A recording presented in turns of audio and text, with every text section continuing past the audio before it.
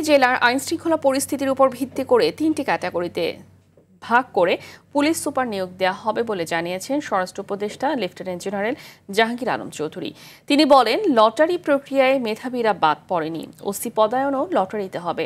সকালে কৃষি মন্ত্রণালয়ের বার্ষিক উন্নয়ন কর্মসূচি পর্যালোচনা সভা শেষে সাংবাদিকদের প্রশ্নে কথা বলেন উপদেষ্টা। বলেন, পর্যাপ্ত পরিমাণ সার মজুদ আছে, গ্যাসের দামের সাথে সারের দামের সম্পর্ক নেই। যে সকল অসাধু ব্যবসায়ী দাম বাড়ায় তাদের বিরুদ্ধে ব্যবস্থা নেওয়া হচ্ছে। পেঁয়াজের কোনো সংকট নেই জানিয়ে উপদেষ্টা বলেন, কৃষকের কথা বিবেচনা করে পেঁয়াজ আমদানির অনুমোদন দেওয়া হয়নি, তবে পেঁয়াজের দাম বাড়ার সম্ভাবনা নেই।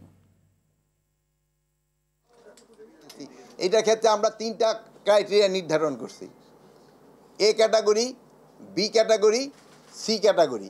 এটা করা হয়েছে জেলার আয়তনের বেসিস না, আমরা ওই আইন শৃঙ্খলা পরিস্থিতির উপর নির্ভর করে 18 জন আমরা উঠে আনছি। 18 জনের জায়গায় আমরা নতুন জন দিছি, আর যারা পুরানো ছিল ওখানেই। তারপরে ওই লটারি করে যারটা যেই জেলায় যার কপাল আসছে ওই জেলা ছেয়ে পড়ছে।